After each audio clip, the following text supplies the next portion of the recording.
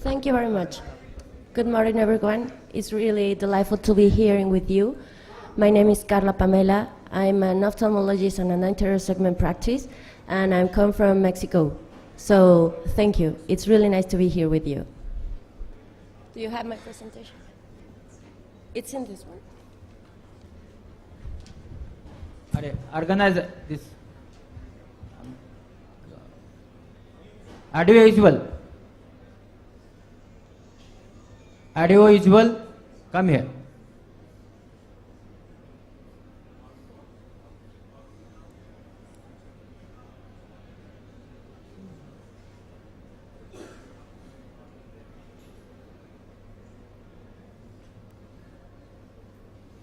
You pasted in the desktop. I've just give it to you. Or you can start your own computer. Okay, thank you. So Connect her own computer, audio visual. So this is a really fascinating subject since nobody has the actual reasoning here. There's been a lot of talking about IOL calculation. Whatever conference you go, you must hear a lot about IOL calculation. There are several formulas, there are several strategies. We have a lot of tools in the web, and also some other tools that have been developed by some other people, but no one has the actual truth. Every case, it's a challenge for us as an anterior segment surgeon. So I just want to give you some keynotes, some pearls. Thank you. And to share some of our experience in Mexico. I just want to thank you, the scientific committee, for their invitation, and special thanks for Dr. Amulia Sahu for having us here. So, there's my financial disclosure. I have no conflict of interest. So sometimes in life, we have something different, maybe in our practice or maybe in our life. Everything seems to be going smoothly, and wow, we have a different case. We have a special patient. Of course, all patients are special, but there are some patients that as soon as we see them, we know there's going to be something special about them. So we can divide these special cases or these special patients into two main groups: patients with extreme ametropia and patients with purely refractive procedures. So what happened with patients with extreme ametropia? Well, these are patients, we all know this, with extreme long eyes or extreme short eyes. Patients with extreme long eyes are considered axial length longer than 26 or 26.5 millimeters. And what is important in here is to have an accurate axial length measurement. So what do I have to use to measure this axial length? Well, whatever I have at home or at my practice to measure it. So the only thing is I need to be sure it's an accurate measurement.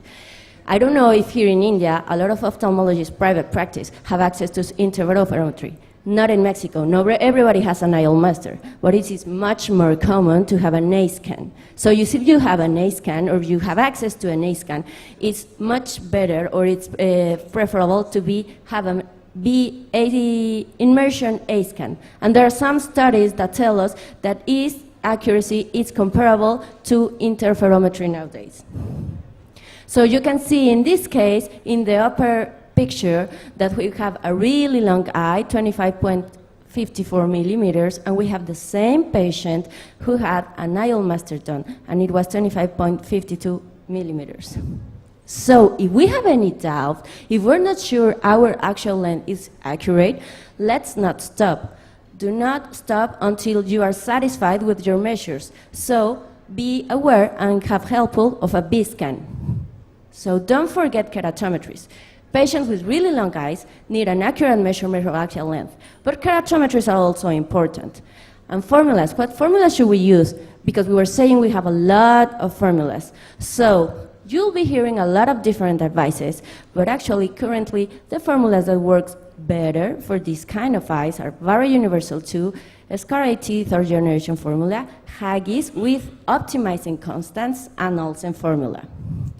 So what happened in the contrary case? In the other hand, we have patients with extreme short eyes. So patients with extreme short eyes are patients with axial length less than 22 millimeters.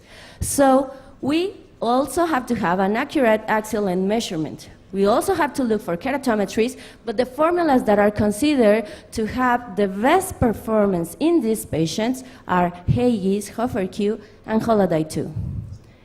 But what happens, we go with even more special cases, patients that have had previous refractive procedures. So we can divide these patients in two groups, photorefractive procedures and radial keratotomy.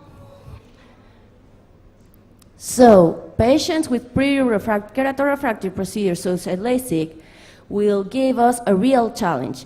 This will make direct cornea measurements problematic because not all the instruments are going to give us accurate cornea measurement. So what should we do? For preference, avoid third-generation formulas or use them with extreme caution. If we have a patient with previous photorefractive procedure, it's better to use Holoday-2 or Hagisel, and be aware of keratometry.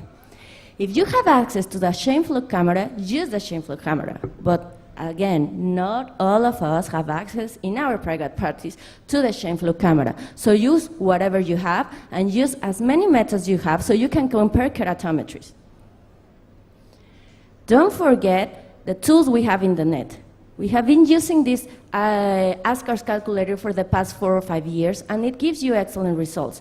As you can see, it displays 2 different groups: patients with prior myopic LASIK, patients with prior hyperopic LASIK, and patients with prior radial keratotomy.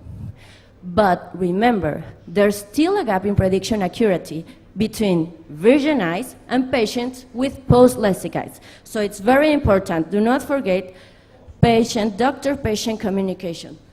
That is the basis of our practice. If you gain your patient's confidence, you're going to be able to sort all kind of trouble. He's going to be able to understand you, and you're going to be able to let him know you are doing the best for him, and that his case stepped out of normality, and it's a special case. So what happened with patients with radial keratotomy? I don't know the actual situation of India about radial keratotomy. Do you have a lot of patients that were operated with radial keratotomy are nowadays being operated with cataract? So they represent a challenge in IOL calculation. So remember this slide?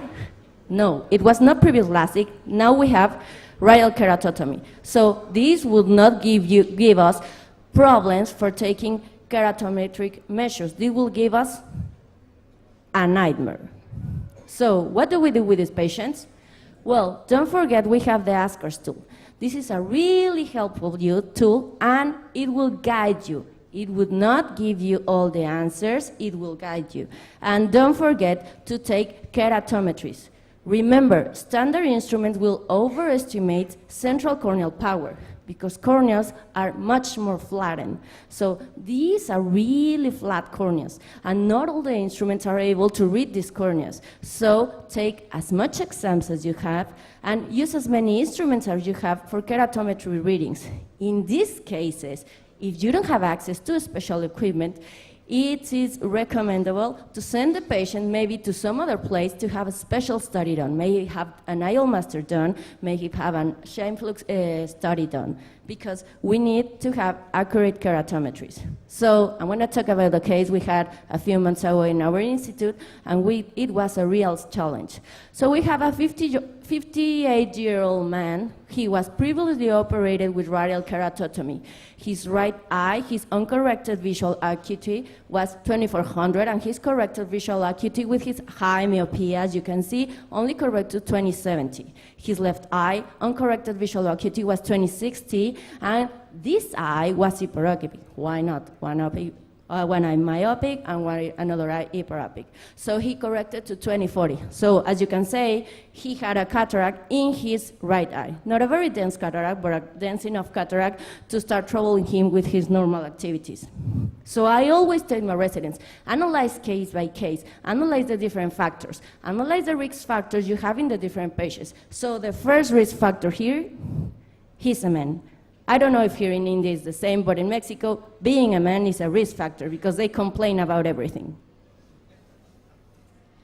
So this is our patient's post-operative photo. But as you can see, maybe you cannot see the cuts very well, but our patient had 16 cuts. So there were a lot of cuts in the cornea. So this is his photography. It doesn't look that good. It has a really flat cornea. Its flattest keratometry in the flat meridian, it's 29 diopters, and the steepest meridian is 34 diopters. So it's a really flat cornea. And do you remember the first slide? He has a 27.54 millimeters axial length. So what do? First of all, don't panic. Remember, we have a lot of tools, we have a lot of experts, and we can communicate nowadays online. So you can send the case, and someone else can give you advice. That is a very good lesson I learned a few years ago. And then ask patients for different exam methods. As we said, if we don't have all the methods in our clinic, if we don't have IOL Master, it's better to tell him, it's going to be much better if you go this place, take an IOL Master study, and then come back, and we'll do the best for your case. Remember elementary school? Take out paper and pencil and write down the procedure. Don't be ashamed. And as in elementary school, write all the keratometries, write all the formulas, write everything, and then you have to analyze and decide what's going to be best for your patients. So remember, there's no only one truth in here, there's no actual truth, it's just whatever we can do best for our patient, having all the knowledge and all the tools. So talk to the patient, be patient with the post-op results. Remember, patients with radial keratotomy have a shift of hyperopic almost 4 diopters, almost 1.5 months after surgery. So what happened with these patients? Gladly, we have a good result. He has now a -1 from -175 diopters, cylinder diopters. Well, in this case, it's a fairy tale ending, but not every case is like this. So I just wanted to thank you again for your invitation, and if you have any time, you can go into our website from our institute, www.imoiap.com, and we have a virtual classroom when you can see all the presentations and a lot of different resources. Thank you very much.